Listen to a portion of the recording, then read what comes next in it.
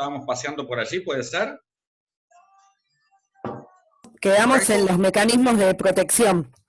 Ajá, ajá. Bueno, ¿alguna duda respecto del Sistema Europeo de Protección de los Derechos Humanos? No. ¿No? ¿Ninguna? Bueno, seguimos adelante entonces. Entonces, les contaba, o no sé si llegué a contarles, pero se los cuento ahora, ¿sí? Creo que la semana pasada charlamos un poco de la estructuración del sistema. Con esto quiero decir cómo efectivamente... Disculpame, perdón que te interrumpa un segundito. Sí. Aquellos que estén dando examen en este momento, por favor en el chat pongan presente, así yo los anoto, lo que están dando ahora. En el chat pongan presente. Ok, ok, ok, Listo, muy gracias. bien. No, por nada. Bueno, entonces, les decía que nosotros estamos abordando el Sistema Europeo de Protección de los Derechos Humanos porque fue la base que encontró Europa para poder mejorar la situación política y social, ¿no es cierto?, y fortalecer las naciones, claramente, ¿sí? Entonces pasamos por el Consejo de Europa, y en el seno del Consejo de Europa, como una OI de América, perdón, de Europa, efectivamente se conforma se abre la firma de la Convención Americana y se genera todo este sistema de protección, ¿sí? Entonces, claro, a ver, la vez pasada habíamos dicho que la Convención Europea tenía, digamos, el texto del 50, que entró en vigor en el 53, y después el mecanismo de los protocolos, hablamos de los sustantivos y adjetivos, para modificar, ¿no es cierto?, eventualmente la Convención, ¿no es cierto?, en el sentido de ampliar los derechos, los sustantivos de protección, o bien mejorar o modificar el procedimiento, los adjetivos.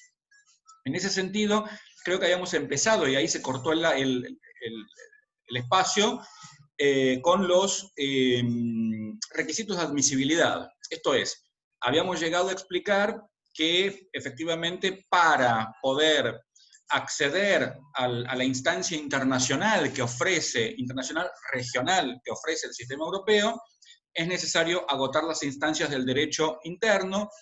Esto habíamos aclarado con alguno que seguramente, con Emiliano, fue el tema de las excepciones, el tema de que no existe la regla así, ¿no es cierto?, que no admita excepciones, lo absoluto no existe en el derecho, en consecuencia, se puede acceder en la medida que, se deben agotar los recursos de jurisdicción interna en la medida que efectivamente se puedan agotar.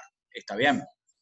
Después habíamos hablado de que hay un plazo de caducidad, que tiene que ser interpuesta la petición dentro de los 6 meses que se cuentan desde la fecha de la última notificación que puso fin al proceso, fin a la instancia del derecho interno. Habíamos dicho que se podía hacer en cualquier idioma, sin perjuicio de que los idiomas oficiales son el inglés y el francés. Lo cierto es que se toma cualquier idioma y hay traductores para ello. Bien. Luego habíamos dicho que tenía que ser bien fundada, esto es, adecuadamente fundada la petición, fundada en hechos y en derecho, ¿no es cierto?, que no podía tener términos ofensivos hacia el Estado, dijimos que no podía ser anónima, ¿bien?, y también dijimos que claramente tiene que ser el perjudicado, la víctima directa, es quien puede peticionar, ¿sí? A diferencia del sistema interamericano, que puede peticionar cualquiera en nombre de cualquiera, en Europa solamente puede peticionar la víctima directa. Bien, con excepción, obviamente, de la alegada violación al artículo 2 del Convenio Europeo, que importa el derecho a la vida. En consecuencia, si la persona obviamente está muerta, claramente no puede peticionar. Peticionan los causavientes. ¿Está bien? Entonces, nos habíamos quedado ahí. ¿Cómo es este procedimiento? A lo largo de la historia se da muy interesantemente, porque acá hay como 2 tipos de peticiones, las denominadas individuales, que son de individuos o grupos de individuos, y las interestatales, que son entre estados. Bien, en Europa se empieza a practicar lo interestatal de una manera interesante. Hay muchos, desde los inicios del procedimiento, hubo denuncias, presentaciones interestatales, esto es de Estado contra Estado, un Estado alegando que en otro Estado se incumplían las obligaciones del tratado. Esto marca una madurez regional importante, ¿de acuerdo? En América esto recién empieza a ocurrir en el siglo XXI. en el siglo XX no tenemos casos de estados contra estados. Yo siempre digo lo mismo, imagínense a Pinochet denunciando a Videla por violaciones a los derechos humanos, digamos, es ridículo, entonces claramente no va a haber casos en América, ¿de acuerdo? Entonces, volviendo a Europa, digamos, el procedimiento es el siguiente. Se presenta la petición ante la Comisión Europea de Derechos Humanos, la Comisión atraviesa una primera etapa, que es la etapa de la admisibilidad, ¿sí? Entonces, la Comisión, para determinar que el caso es admisible, tiene facultades amplias. Puede pedir ampliaciones, puede pedir medios de prueba, puede convocar al Estado que está siendo reclamado, en fin, tiene mucho campo de actuación y, claro, llega a una conclusión, a un informe sobre admisibilidad. ¿Qué quiere decir esto? ¿El caso es admisible o no es admisible? ¿Qué significa esto? O mejor dicho, ¿qué no significa? Que ha habido o no ha habido violación a los derechos humanos. Todavía esto no está en el tapete. Esta parte del procedimiento exclusivamente se refiere a si se cumplieron los requisitos de admisibilidad que les expliqué antes. ¿Entienden? Simplemente eso, es formal. Esto significa el Estado requerido es un Estado que aceptó la Convención, es un Estado que se avino a respetar a la Convención o el protocolo que se invoque. Efectivamente, el derecho denunciado es un derecho que está en el pacto o en el protocolo que se invoque. ¿Se entiende? Lo adjetivo. Esto es, si efectivamente se cumplieron los requisitos de jurisdicción, perdón, los requisitos de admisibilidad. Si se agotó la vía de jurisdicción interna, entre todos los que ya vimos. ¿Bien? Y claramente acá la Comisión elaboró siempre una suerte de dictamen anticipatorio a un caso donde no veía que hubiese prima facie ninguna suerte de violación, directamente se declaraba admisible, pero cuando había indicios de que esto podía ser un caso posible, pues se declaraba la admisibilidad. ¿Vamos bien? ¿Entienden esto? ¿Sí? Si en ese momento la Comisión Interamericana hubiese decretado la inadmisibilidad, entonces el caso se cierra ahí. No hay posibilidad de apelar, posibilidad de revisar, no. Es palabra definitiva. ¿Estamos? Entonces, si el caso se declaró admisible, bien, entonces vamos a la segunda etapa. Esa segunda etapa es la etapa de la solución amistosa. ¿Bien? ¿Qué es esto? Es un momento procesal en el que la Comisión Europea intenta que el peticionario con sus representantes y los representantes de los estados intenten arribar a un acuerdo. Intenten conseguir una solución a esta cuestión.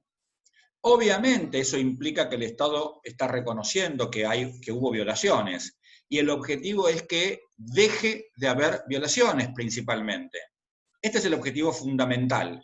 Si efectivamente esto se puede acordar, el cese de las violaciones, pues entonces claramente se hace un informe, bien, se publica y estamos todos felices porque estamos ante el cese de las violaciones a los derechos humanos. ¿Entienden cómo funciona esto? Si no se logra una solución amistosa, entonces pasamos a la tercera etapa ante la Comisión, que es claramente sobre el fondo de la cuestión. En el derecho europeo van a leer bibliografía que se refiere a los méritos del caso. ¿Qué significa los méritos del caso? El fondo de la cuestión. Acá sí, efectivamente, la Comisión habrá de determinar si hubo o no hubo violación. ¿Entienden? Y elabora el denominado informe del artículo 31, que es un informe sobre los méritos del caso. Acá sí la Comisión, luego de, nuevamente, con amplias facultades para tomar la prueba que entienda prudente, llega a la convicción de si hubo o no hubo violación. Y si hubo violación, dicta las recomendaciones del caso. ¿Qué son las recomendaciones? Los actos que debe llevar adelante el Estado para dar cumplimiento a las indicaciones de la comisión. ¿Sí? Es el informe del artículo 31. Actos u omisiones, quizá el acto, la recomendación es que omita molestar a la víctima, no sé, depende del caso. ¿Está bien? Pero son las conclusiones, llega a la conclusión de que hubo violación, las recomendaciones, cómo se repara a la víctima también, recomienda. ¿De acuerdo? ¿Qué ocurre? Desde que las partes son notificadas del informe del 31, hay un lapso de 3 meses en el que tanto el Estado como la propia comisión pueden llevar el caso a la Corte. ¿Vamos bien hasta acá? Esto significa, acuérdense que este procedimiento termina con un informe de la Comisión Europea, con una recomendación de la Comisión Europea, que no tiene el valor de una sentencia judicial. Entonces, muchas veces, la propia Comisión quiere reforzar la posición que asumió y lleva el caso a la Corte Europea de Derechos Humanos, con sede en Estrasburgo, para que se sustancie el proceso. En ese caso va a ser la Comisión versus el Estado. ¿Sí? ¿Hasta acá vamos bien? Si la Comisión no quiere llevar el caso, por decisión de la Comisión, entonces la Comisión se queda con la etapa de follow-up. El follow-up es el seguimiento del cumplimiento de las recomendaciones. ¿Vamos bien hasta acá? Ahí lo dejamos congelado un ratito. Fíjense qué interesante, porque la comisión, cuando se trata de una presentación, de una petición de individuos contra estados, tiene la potestad de decidir sobre el individuo, porque es la comisión la que lleva el caso del individuo a la corte, igual que sucede en el sistema interamericano. ¿Sí? Esta cuestión fue modificada por un protocolo, obviamente adjetivo, es el protocolo número 9, ¿sí? Que a partir del protocolo número 9 se permite que el individuo, luego de obtener el informe del 31, que le dice que hubo violación, entonces el individuo puede llevar su caso a la Corte. Este es un protocolo que entró en vigor en el año 94, ¿sí? Y que hace esta pequeña modificación. Legitima al individuo para presentarse ante la Corte. ¿En qué ocasión? Cuando agotó toda la instancia ante la comisión, por supuesto, y obtuvo el informe del 31. ¿Va bien? ¿Sí? Muy bien. Perdón, El punto es... Sí, Germán. solo si el informe le da la razón, digamos, si se Claro, determina que hubo violación. Porque totalmente, si no, imagínate que... si el informe es negativo, no se puede recurrir a la Corte para que se haga una nueva evaluación o lo que sea. El informe de la comisión es definitivo para la instancia de la comisión y habilita a ir a la Corte en la medida que la comisión haya dicho efectivamente hubo violación. ¿Sí?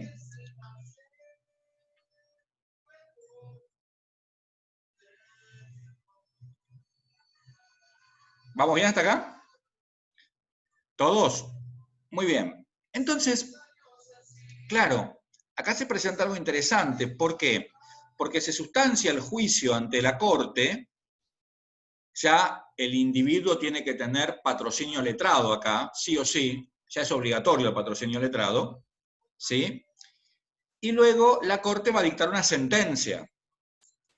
Esa sentencia va a indicar si efectivamente el Estado, incurrió o no incurrió en responsabilidad internacional.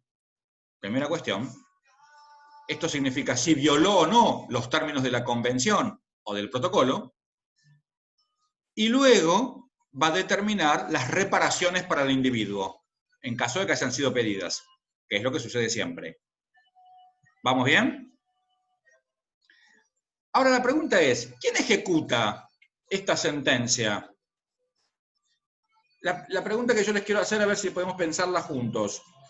¿Es posible que la propia Corte ejecute su sentencia? ¿Qué les parece a ustedes? Que no, No, ¿por qué no? porque no tiene, bueno, hay que ver cada caso particular, ¿no? Pero no cuenta en principio con fuerzas públicas propias, ni tampoco tiene acceso a los resortes del Estado en particular, el Estado violador, como para ejecutar por sí esa decisión. Tiene que haber un momento de comunicación con el Estado el que se falló en contra. Ok, no tiene imperium. En rigor, Perfecto. ninguna corte internacional tiene imperium. ¿Sí? El imperium le daría la capacidad de ejecutar su propia sentencia. Cuando veamos en la clase que viene el sistema comunitario, vamos a ver que la Corte de Luxemburgo sí tiene imperium. Pero no es una corte de derecho internacional, es una corte de derecho comunitario. La Corte de Estrasburgo, que es sobre derechos humanos, no tiene imperium. Es una corte de justicia propia del derecho internacional. Entonces, siempre hay un órgano dentro del sistema que es el encargado de, entre comillas, ejecutar las sentencias incumplidas. ¿Por qué entre comillas? Porque la ejecución es más política, es de presionar políticamente. Cuando Turquía fue condenada, en un caso que tuvo, la condena era en las reparaciones por una suma que equivalía al Producto Bruto Interno, más o menos. Entonces, por el tema de los chiitas y demás, el asunto es que el presidente turco salió a decir, no vamos a cumplir la sentencia de la Corte. Y nos vamos del Consejo de Europa. Entonces, a la hora de los dichos del presidente por medios públicos, el embajador de Turquía ante el Consejo de Europa era llamado por el Comité de Ministros a rendir explicaciones. Después de una interesante charla entre el Comité de Ministros y el embajador turco, a la otra hora salió nuevamente el presidente a agradecer al Consejo de Europa toda la ayuda que le daba y a decir que por supuesto iban a cumplir la sentencia de la Corte porque era una obligación que habían asumido y así correspondía por los principios que rigen en el derecho internacional público. Entonces, calladito la boca, el señor presidente turco dio marcha atrás y fue a cumplir la sentencia. Y se cumplió. Esta es la manera de ejecutarlo. ¿Se entiende? No se traban embargos ni nada por el estilo. Se ejecuta políticamente, se presiona políticamente para que, desde la política internacional, para que se cumplan las sentencias. ¿Sí? A ver, en América lo hace el Consejo Permanente o la Asamblea General, en Naciones Unidas lo hace el Consejo de Seguridad o la Asamblea General, digo, todos tienen, en todos los sistemas hay un dispositivo para que las sentencias dictadas por la Corte tengan cumplimiento efectivo, y por ello es que desde la existencia de Naciones Unidas a esta fecha no existen antecedentes de sentencias incumplidas en ninguna organización de carácter internacional. Sí existen antecedentes de sentencias incumplidas tardíamente, la mayoría de los casos, pero no hay sentencias incumplidas, prácticamente. ¿Sí? Como siempre, la excepción que podemos encontrar hacia la regla, ¿ok? Entonces, sigamos adelante. Este sistema que yo les acabo de explicar, que está en las filminas que Marcelo les compartió la vez pasada, en rigor ya no existe más. ¿Por qué? Porque el 3 de noviembre del año 1998, entró en vigor el protocolo número 11. El protocolo 11 destruyó el sistema, en términos lindos, destruirlos para generar algo nuevo, y construyó un nuevo paradigma, un nuevo sistema, conformado por un tribunal único y permanente europeo de derechos humanos. No existe más la Comisión Europea de Derechos Humanos, no existe más la vieja Corte Europea de Derechos Humanos. Y veo que Germán se está sonriendo y dirá, este es un desgraciado que nos está explicando algo que no existe. Germán tiene razón, no en cuanto a lo de desgraciado, sino en cuanto a algo que no existe. Pero tengo una razón pedagógica. Entendiendo la evolución del sistema, se entiende como está actualmente, si no sería algo muy difícil de comprender. ¿Ok? Entonces, muy bien. Perdón. Veamos qué pasó acá. Sí. Protocolo número 11 era, ¿no? El protocolo número 11, que naturalmente, Pablo, ¿qué tipo de protocolo es el 11? ¿Adjetivo o sustantivo?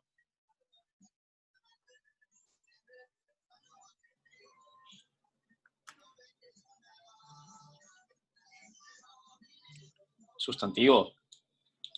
¿Incorporó derechos o modificó el procedimiento?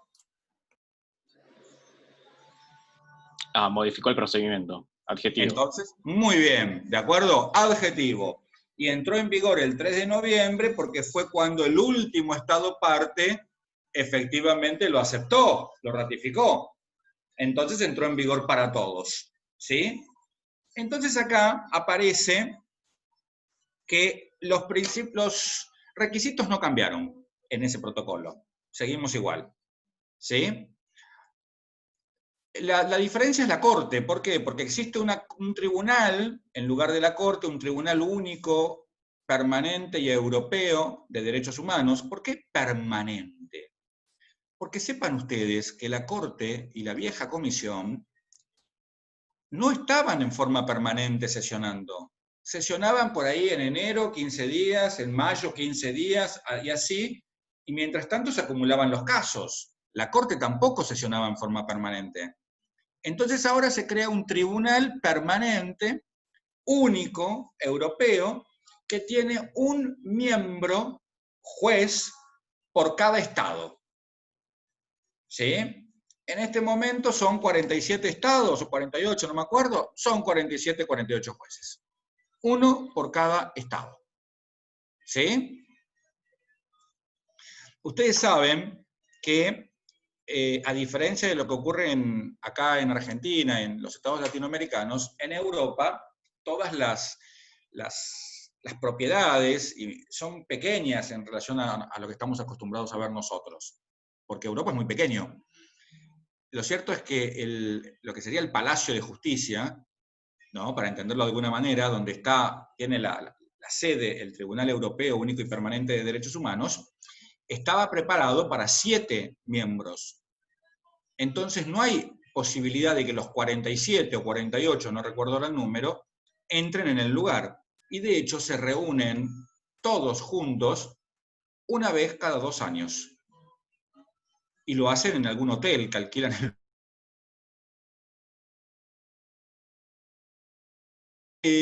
Estos 47 o 48 jueces que se reúnen una vez lo hacen al solo fin de elegir al presidente de todo el tribunal. Y esto es una figura que tienen que recordar. Todo el tribunal tiene un presidente y tiene 2 vicepresidentes. ¿Vamos bien? Un presidente y 2 vicepresidentes. ¿Hasta acá? ¿Alguna duda? No, perfecto. Agustín, ¿qué te parece que hacen el presidente y los vicepresidentes? Digamos, ¿para qué sirven, para decirlo así grotescamente? Sería el órgano de gobierno, ¿está bien? Para la selección, ¿puede ser? Pero en realidad quienes seleccionan a los jueces son los estados. Bien, entonces... ¿Para qué hay un presidente de la Corte y 2 vicepresidentes? No lo sé. Pero pensalo, a ver, tratá de imaginártelo. ¿Para qué hay un presidente de la Corte Suprema de Justicia de la Nación? ¿Qué hace el presidente? Aparte de sacar notas en La Nación, como salió ayer. Bastante interesante para leerla, digo. ¿Pero qué hace el presidente? Ahora, bueno, sería la cabeza, digamos, Ok. Y ser la cabeza de una institución tan importante como el Poder Judicial. ¿Qué implica? tomar decisiones respecto a ya sea la forma en la que van a actuar o la forma de las reuniones y demás. Sí, eso es algo que habría que analizarlo a la luz del derecho constitucional. Pero amén de eso, básicamente, el punto es el siguiente. Vos necesitas, a ver, invitan a la Corte a una conferencia sobre, no sé, X tema de interés del sistema. ¿Qué van a ir los 47 o tienen que reunirse los 47 para decidir quién va? No. En este tipo de órganos, y lo propio ocurre en los órganos locales que son de esta naturaleza, existe una presidencia y vicepresidentes principalmente por funciones protocolares. ¿Se entiende? A lo sumo se le agrega a la administración desde el punto de vista económico, el presupuesto. ¿Bien? Pero no va a tomar otro tipo de resoluciones en principio, sino que tiene más que nada una función protocolar, una función diplomática, de representación de la Corte. La Corte habla a través de su presidente. Cuando sale la nota en La Nación el lunes, que la firma el presidente de la Corte, en rigor está hablando el Poder Judicial de la Nación ahí. No está hablando el presidente de la Corte. Porque cuando el presidente de la Corte habla como tal, es el Poder Judicial el que está hablando, que no puede hablar por sí. ¿Se entiende? ¿Agustín? Está bien. ¿Sí? Ok. Está bien, entonces sería más el que envía el mensaje por parte del órgano. Por decirlo de alguna manera aceptada, sí. A ver, el presidente de la Corte y los vicepresidentes de este Tribunal Europeo son los representantes de la Corte durante el tiempo que dure su mandato. Después vamos a ver que tiene otra función más, pero la vamos a dejar para luego, ¿sí? Obviamente manejan el presupuesto, se hacen cargo de la administración del tribunal, que es muy necesario, por cierto, al igual que los presidentes de las cortes estaduales. ¿Está bien? ¿Vamos bien? ¿Hasta acá? Muy bien. Muy bien. Resulta ser que, claro, imagínense, 47, 48 jueces. ¿Cómo trabajan? No pueden trabajar todos juntos un caso, es una locura esto. Los jueces trabajan en salas que están compuestas por 12 magistrados, o fracción en el caso, pero si son 47 son 4 salas. 12, 12, 12, 11, si son 48, 12, 12, 12, 12, si son 49, una tendrá 13, en fin. ¿De acuerdo? Pues no vamos a andar partiendo jueces al medio, desde ya. Bien. Entonces, tenemos la formación de las salas. Entonces, acá vamos a explicar lo siguiente. Llega una petición de un individuo que, en el ejemplo que yo voy a poner, es esloveno. No habla ni inglés ni francés, ni siquiera habla la lengua oficial del Estado, habla uno de los 200 dialectos de ese Estado.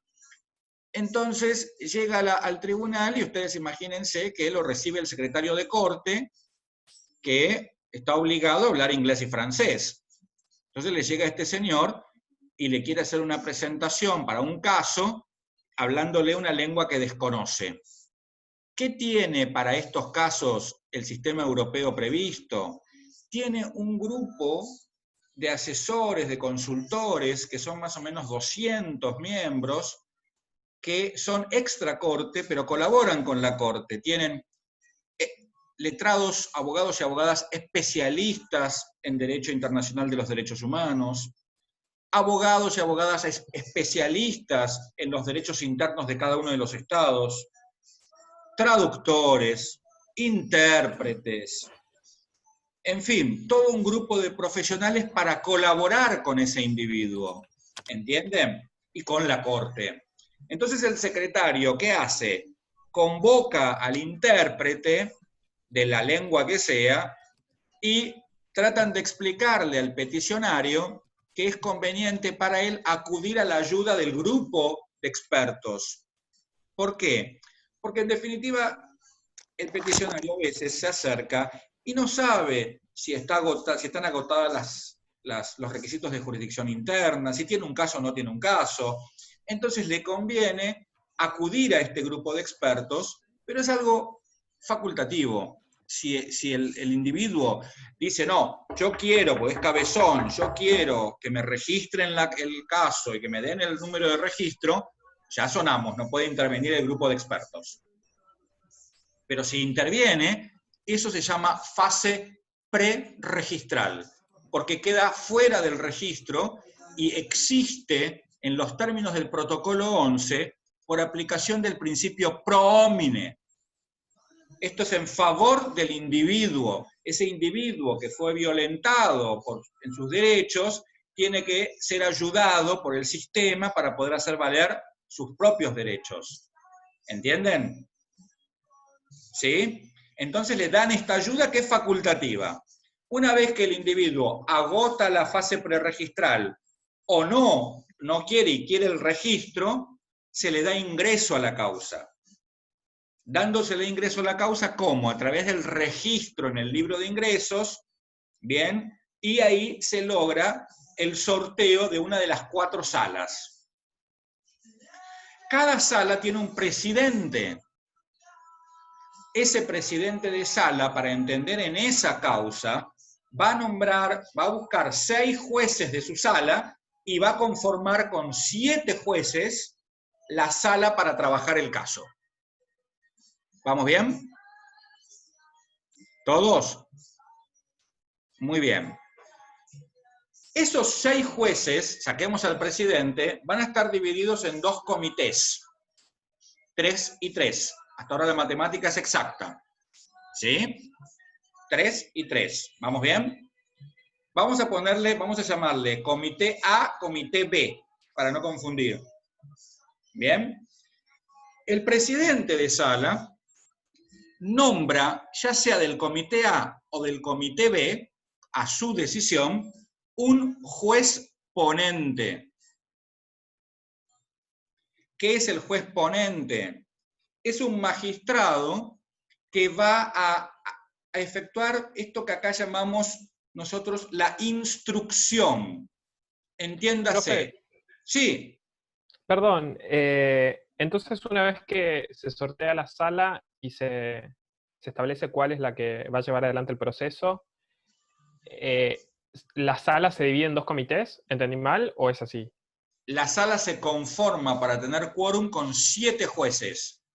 Okay. Si vos excluís al presidente, te quedan 6. Y ahí se dividen en 2 comités, de 3 jueces cada uno.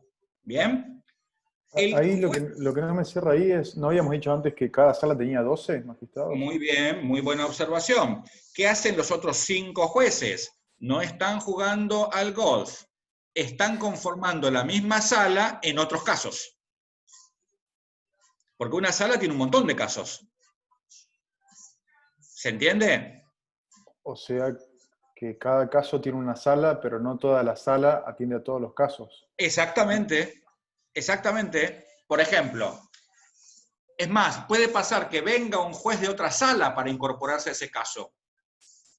¿Por qué? Porque si no está el juez nacional del estado requerido, no se puede conformar la sala.